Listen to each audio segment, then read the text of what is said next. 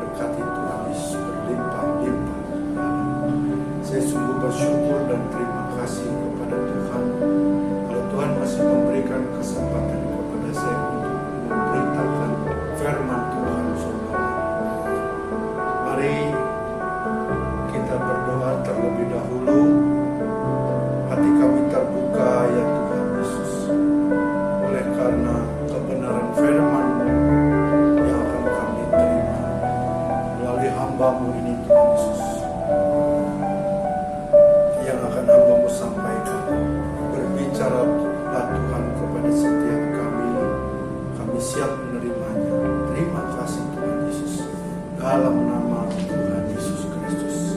Haleluya. Semua yang percaya, mari sama-sama katakan amin.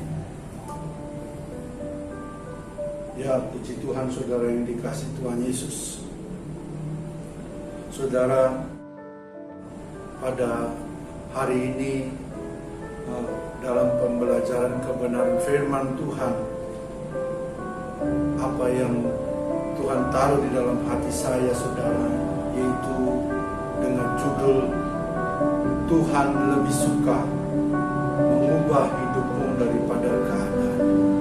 Mari kita membaca kebenaran firman Tuhan dari 1 Korintus pasal yang pertama ayat 26 sampai 29. Ingat saja saudara-saudara, bagaimana keadaanmu ketika kamu dipanggil. Menurut ukuran manusia, tidak banyak orang yang bijak, tidak banyak orang yang berpengaruh, tidak banyak orang yang terpandang. Tetapi apa yang bodoh bagi dunia dipilih Allah untuk memalukan orang-orang yang berhikmat, dan apa yang lemah bagi dunia dipilih Allah untuk melakukan apa yang kuat, dan apa yang tidak terpandang dan yang hina bagi dunia dipilih Allah, bahkan apa yang tidak berarti dipilih Allah untuk menyediakan apa yang berarti, supaya jangan ada seorang manusia pun yang memegahkan diri di hadapan Allah. Saudara yang dikasih Tuhan Yesus, Paulus sedang mengajak jemaat di Korintus untuk mengenang atau bernostalgia saat dipanggil pertama kali bertemu dengan Tuhan, saudara. Mengalami dengan Tuhan, terima Tuhan sebagai Tuhan dalam kehidupannya. Saudara yang dikasih Tuhan Yesus, pada ayat 26b, menurut ukuran manusia, tidak banyak orang yang bijak, tidak banyak orang yang berpengaruh, saudara, pada waktu itu. Tidak banyak orang yang terpandang pada waktu itu. Paulus ingin mengenang saat mereka dipanggil, tidak banyak orang yang bijak, tidak banyak orang yang berpengaruh, tidak banyak orang yang terpandang. Saudara yang dikasih Tuhan Yesus, sudahkah kita menunjukkan karya Tuhan dalam hidup kita? Melalui kualitas kehidupan kita, saudara. Bagaimana dunia dapat tertarik untuk mengenal Tuhan kita, saudara, kalau kita tidak bisa menunjukkan kualitas hidup kita bersama dengan Tuhan? Saudara yang dikasih Tuhan Yesus, jadi agenda Tuhan kepada saudara adalah bodoh, tak berpengaruh, tak dikenal. Ini adalah background saudara dan saya sebelum kenal Tuhan. Setelah kenal Tuhan, karya Tuhan diberikan, perubahan terjadi, saudara yang dikasih Tuhan Yesus. Dari bodoh menjadi bijak, saudara. Dari tak berpengaruh menjadi berpengaruh. Dari tak dikenal jadi terpandang. Wow, dahsyat, saudara. Ada satu perubahan ketika karya Tuhan nyata dalam hidup saudara dan saya.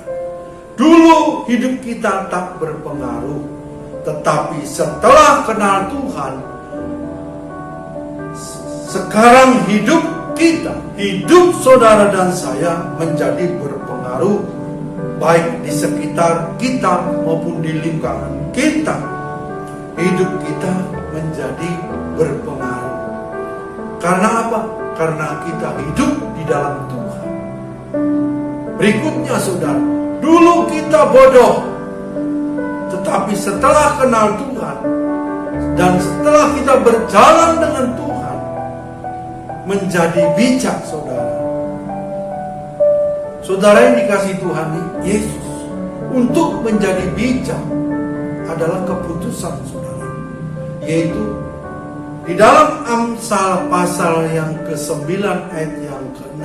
Buanglah kebodohan, maka kamu akan hidup, dan ikutlah pengertiannya.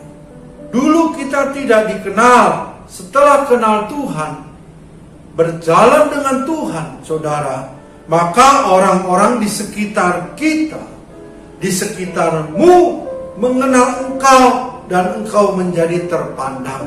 Wow, dahsyat saudara.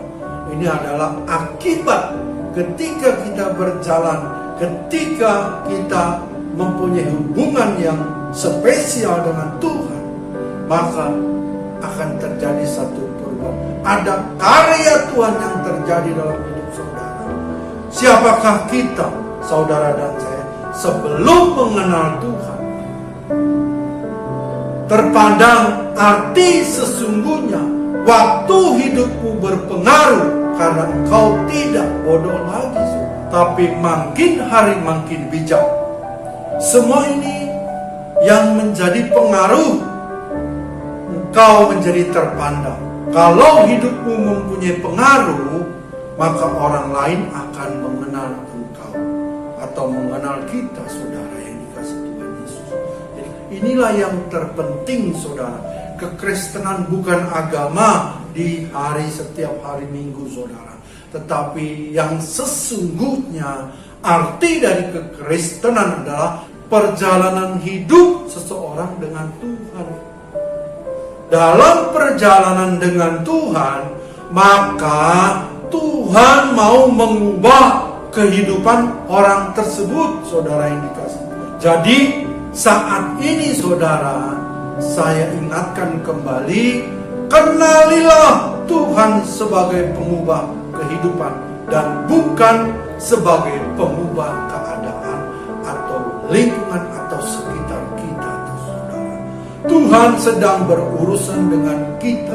Tuhan sedang berurusan dengan saudara dan saya, mengubah hidup kita, hidup saudara dan saya, bukan mengubah keadaan. Yang berubah adalah kualitas hidup kita, kualitas hidup orang percaya, saudara. Yang setuju, yang percaya, yang mau katakan amin, saudara yang dikasihi Tuhan Yesus.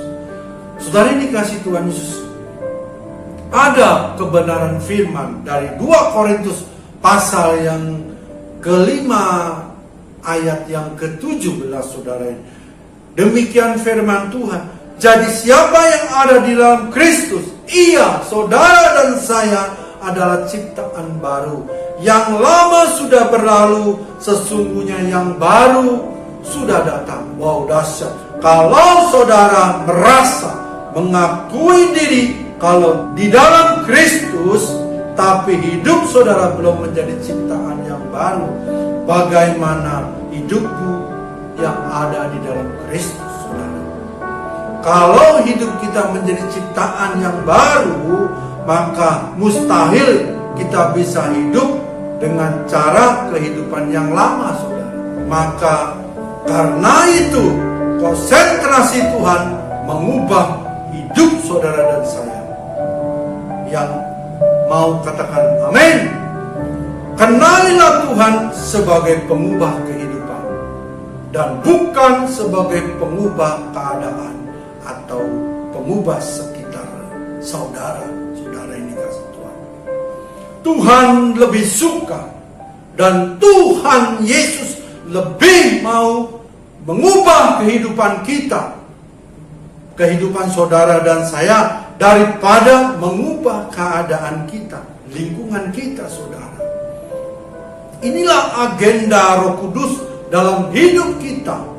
Tetapi Roh Kudus mau ada perubahan dalam hidup kita. Saudara yang dikasih Tuhan Yesus. Kita baca kebenaran firman dari Titus pasal 2 ayat 11. Perikopnya, kasih karunia Allah menyelamatkan semua manusia. Karena kasih karunia Allah yang menyelamatkan semua manusia. Amin. Ia mendidik kita supaya kita meninggalkan kefasikan dan keinginan-keinginan duniawi, dan supaya kita hidup bijaksana, adil, dan beribadah di dalam dunia sekarang ini. Saudara yang dikasih Tuhan Yesus, kasih karunia adalah pemberian Allah. Efesus pasal 2 ayat yang ke-8. Saudara yang dikasih Tuhan, kita diselamatkan ini karena kasih karunia daripada Tuhan. Yang percaya katakan yang setuju, amin. Jadi ada 3 proses keselamatan. Justification, kita diselamatkan dari hukuman dan kutuk dosa. Yang kedua, sanctification, kita sedang diselamatkan dari kuasa dosa. Yang ketiga, glorification, yang akan datang, saudara. Kita akan bertemu Tuhan Yesus kekal selama-lamanya. Kasih karunia diberi bukan demi kemudahan, tetapi demi dimungkinkannya terjadi perubahan. Titus pasal 2 dikatakan tadi, pasal 11 sampai 12. Yang mau berubah katakan amin. Saudara ini kasih Tuhan. Banyak orang mengartikan kasih karunia diberikan kemudahan. Contohnya cari uang, meningkatkan karir, mudah dalam berbisnis.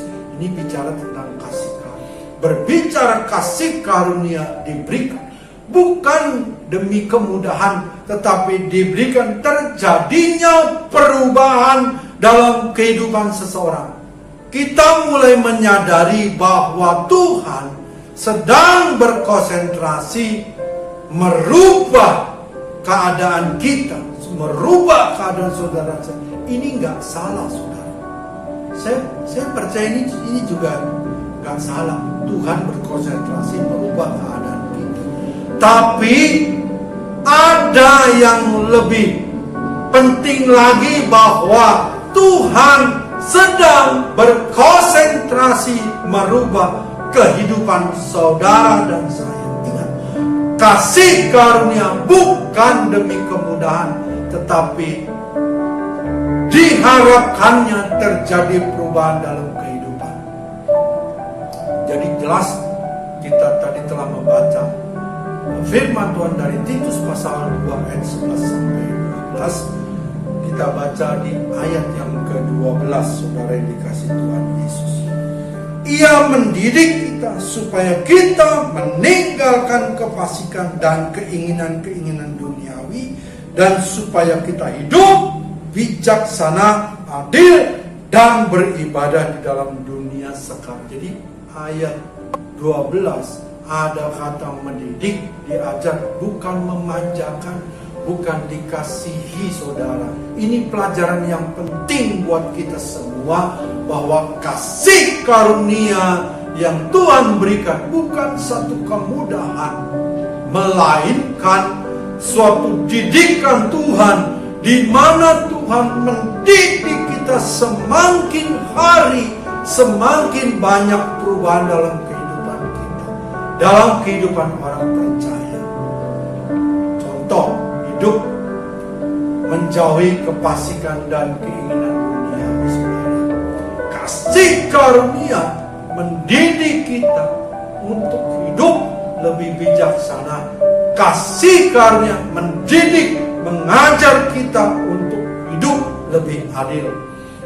Kasih karunia mendidik atau mengajar kita untuk hidup lebih sungguh beribadah, tidak main-main saudara, hidup lebih sungguh dengan Tuhan. Banyak orang percaya memakai Tuhan untuk mengubah keadaan atau keadaan sekitarnya saudara. Contoh, kita memakai doa untuk mengubah keadaan kita yang sulit supaya keadaan tersebut menjadi mudah. Banyak yang terjadi saudara. Ingat, kita tidak bisa memakai Tuhan untuk mengubah keadaan karena kita tidak pernah mengizinkan Tuhan untuk mengubah kehidupan. Bagaimana mungkin Tuhan mau mengubah keadaan sedangkan keadaan tersebut sedang dipakai Tuhan untuk mengubah kehidupan saudara. Kita memakai doa, kita memakai iman untuk mengubah keadaan yang kita inginkan, yang kita harapkan dengan harapan hidup lebih nyaman. Tetapi Tuhan sedang memakai keadaan di sekitar kita untuk merubah hidup saudara dan saya, supaya hidup kita semakin hari semakin serupa dengan Kristus saudara. Amin. Saudara, ini adalah kerinduan, bukan hanya kerinduan, keinginan Tuhan untuk merubah hidup saudara dan saya. Amin. Maka kita bisa kecewa ketika kita terus berupaya mengubah keadaan. Kita ngotot mau merubah keadaan, padahal keadaan tersebut dipakai Tuhan untuk merubah kehidupan kita, kehidupan saudara dan saya. Banyak orang mau berusaha tangking dalam nama Yesus, keadaan ini berubah menjadi baik. Tetapi saudara tidak pernah menyadari bahwa keadaan tersebut Tuhan izinkan terjadi supaya saudara dan saya untuk merubah kehidupan saudara dan saya. Untuk apa? Untuk menjadi serupa dengan Dia saudara. Ada seorang tokoh di Alkitab yang berdoa, wow, dengan luar biasa saudara, untuk keadaan dirubah. Keadaannya dirubah saudara, bukan dirinya tapi keadaannya. 2 Korintus pasal yang ke-12 ayat 7 sampai 10. Demikian firman Tuhan. Dan supaya aku jangan meninggikan diri karena pernyataan-pernyataan yang luar biasa itu, maka aku diberi satu duri di dalam dagingku, yaitu seorang utusan iblis untuk memocok aku supaya aku jangan meninggikan diri. 8. Tentang hal itu aku sudah 3 kali berseru kepada Tuhan supaya utusan iblis itu mundur daripada 9. Tetapi jawab Tuhan kepada Paulus, cukuplah kasih karuniaku bagimu, sebab justru dalam kelemahan lah kuasaku menjadi kuasa Tuhan menjadi sempurna. Sebab itu terlebih suka aku bermegah atas kelemahanku, supaya kuasa Kristus turun menaungi aku. Saudara yang dikasih Tuhan, di dalam 2 Korintus pasal yang ke-12 ayat 7 sampai 10, ada duri di dalam daging, di dalam kehidupan keadaan Paulus, saudara yang dikasih Tuhan. Paulus sudah 3 kali berseru kepada Tuhan. Ini luar biasa Paulus, saudara.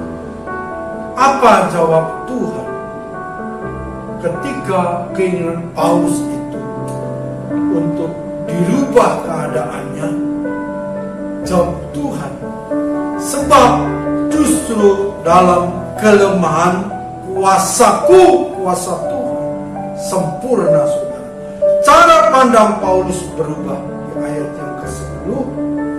Karena itu aku senang dan rela di dalam kelemahan, di dalam siksaan, di dalam kesukaran, di dalam penganiayaan, dalam kesesakan oleh karena Kristus.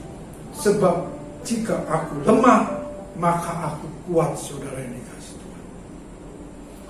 Mengapa Tuhan memutuskan tidak mencabut duri dalam daging, dalam diri Paulus, saudara yang dikasih Tuhan Yesus? Supaya Paulus tidak sombong dengan pernyataan-pernyataan yang luar biasa yang Tuhan sudah berikan kepada Paulus. Saudara yang dikasih Tuhan Yesus, ingat apa yang dialami Paulus, pasti kita juga dapat mengalaminya, saudara. Tuhan izinkan sesuatu, mungkin hal-hal yang tidak mengenakan dalam hidup kita, dalam hidup orang percaya, tapi Tuhan memiliki tujuan yang lebih baik, saudara. Kita sudah berdoa, mungkin bahkan berpuasa untuk Tuhan boleh mencabut, mengangkat, membuang keadaan yang gak baik dalam kehidupan kita, saudara. Tapi Tuhan memutuskan untuk tidak mencabut. Apa yang ada dalam mungkin yang kita alami, saudara? Untuk apa? Untuk kita tidak sombong, untuk kita tidak tinggi hati, untuk kita tidak memandang remeh segala apa yang telah kita, lingkungan kita, apa yang telah kita dapatkan, saudara. Saudara yang dikasih Tuhan Yesus, ingat dalam kasus ini bahwa Tuhan juga bisa mengubah keadaan. Mengapa Tuhan tidak mengubah keadaan? Karena keadaan dipakai Tuhan untuk mengubah kehidupan Paulus. Jangan puas hanya kenal Tuhan, tetapi berjalanlah dengan Tuhan. Hidup bergaul karib dengan Tuhan. Bahkan yang lebih penting, izinkan Tuhan merubah hidupmu. Pergaulan yang buruk merusak kebiasaan yang baik. Kalau saudara dan saya bergaul dengan Tuhan yang baik, maka kebiasaan-kebiasaan yang buruk diganti dengan kebiasaan-kebiasaan yang baik. Haleluya, amin. Pesan terakhir, saudara, di saat Tuhan selesai mengubah kehidupanmu, maka kehidupanmu akan berubah dengan sendirinya. Saudara yang dikasih Tuhan Yesus, saya percaya firman Tuhan yang disampaikan hari ini buat kita memberikan ruang atau mengizinkan Tuhan untuk Tuhan merubah kehidupan kita. Untuk apa Tuhan mau merubah kehidupan kita? Dengan goalnya, yaitu menjadi serupa dengan Dia, menjadi serupa dengan Kristus. Saya percaya saudara diberkati dengan kebenaran firman Tuhan yang telah disampaikan.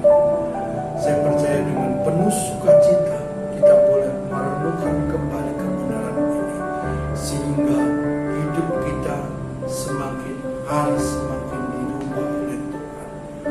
Saudara yang dikasihi Tuhan, mari kita tundukkan kepala. Bapa di dalam surga, terima kasih Tuhan Yesus. Kau baik, Kau sungguh baik, Kau sangat baik Tuhan. Telah memberikan kebenaran firman-Mu untuk kami boleh belajar bagaimana hidup kami untuk dirubah oleh Tuhan, dan bagaimana kami boleh mengerti bahwa Tuhan lebih suka dan Tuhan lebih mau merubah hidup saya, merubah hidup saudara, ketimbang merubah keadaan saudara. Terima kasih Tuhan buat kebenaran firman-Mu. Kami semua semakin hari semakin disingkapkan kebenaran-Mu, sehingga kami boleh terus menjadi serupa dengan Engkau. Ketika Engkau datang, kami kedapatan setia dan serupa dengan Engkau. Terima kasih Tuhan Yesus. Berkati semua yang telah mendengarkan kebenaran ini dengan berlimpah-limpah. Terima kasih Tuhan Yesus. Kau baik, sungguh baik, sangat baik. Dalam nama Tuhan Mari sama-sama katakan amin.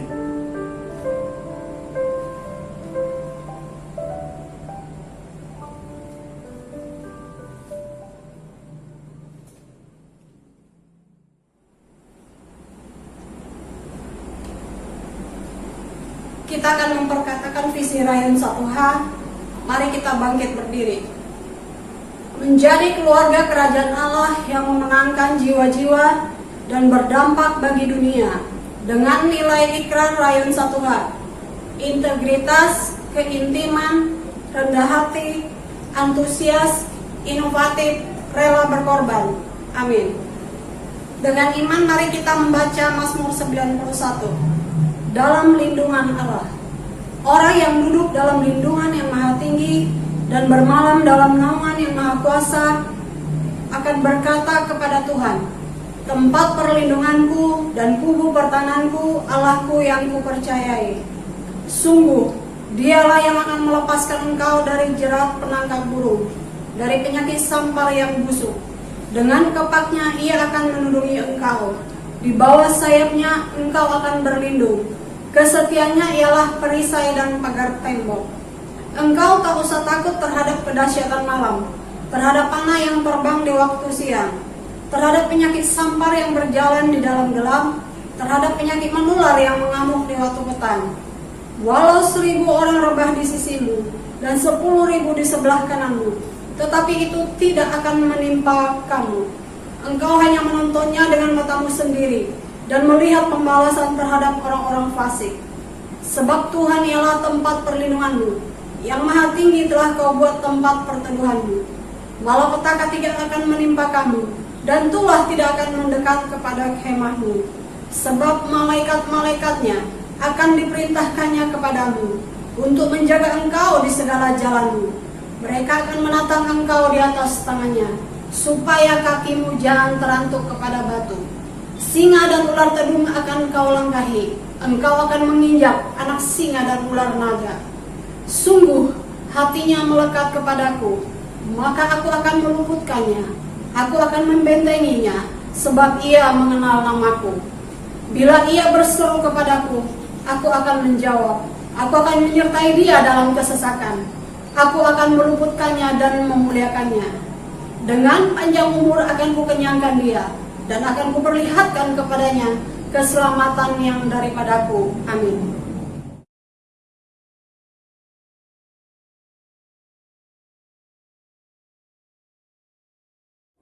Mari kita bersama-sama mengangkat kedua tangan kita sambil berkata,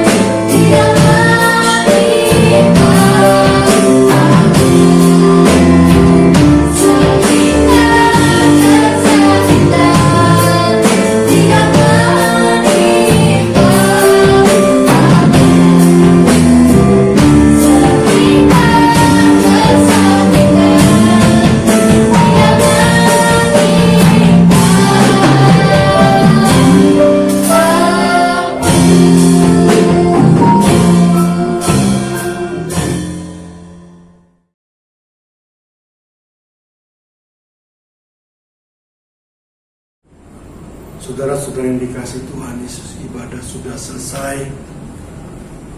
Sebelum kita berpisah, angkat tanganmu, arahkan hati pikiranmu dengan segala kebaikan-kebaikan yang Tuhan berikan. Damai, sejahtera, sukacita, yang berlimpah-limpah dari Allah Bapa melalui anaknya yang tunggal, Tuhan Yesus Kristus. Persekutuan yang manis dan selalu indah bersama Roh Kudus menyertai kita semua hari ini sampai Maranatha, Tuhan Yesus datang menjemput kita semua di awan-awan yang permai, bahkan kekal selama-lamanya. Semua yang percaya diberkati Tuhan Yesus berlimpah-limpah. Mari sama-sama katakan amin. Tuhan Yesus memberkati kita semua dengan berlimpah-limpah.